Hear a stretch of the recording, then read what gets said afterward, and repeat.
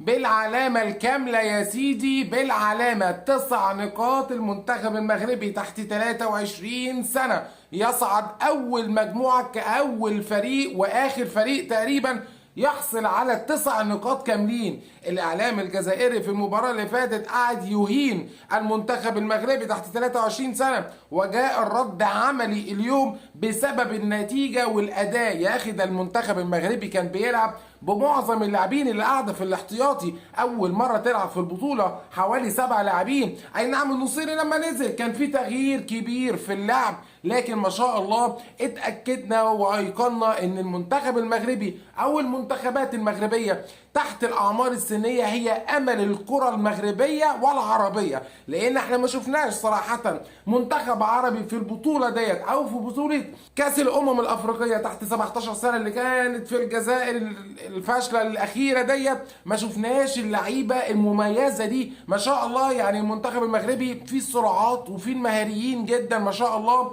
واللعيبه النهارده بتفاجئنا بتغيير التكتيك تماما، والكل بيشوط من بره ال 18، معظم الكور مسدده بدقه عاليه جدا، وبعض اللاعبين طبعا يعني ما لهمش في الشوط، ولكن الكل بيجرب والكل بيغامر. مع العلم ان المباراه كانت 1-0 لسه لغايه الدقيقه 80، ومع ذلك ما شاء الله ما شاء الله المنتخب المغربي يقصو المنتخب الكونغو ويصعد اول مجموعه ما شاء الله بعد فوزه النهارده 1-0 كاول فريق في البطوله كلها يحصل العلامه الكامله. مين اللي هيقابل المنتخب المغربي تحت 23 سنه في المركز الثاني في المجموعه اللي متواجد فيها منتخب مصر؟ لسه هيتحدد بكره، يا ربنا يستر وما نقابلش لاي سبب ما المنتخب المغربي.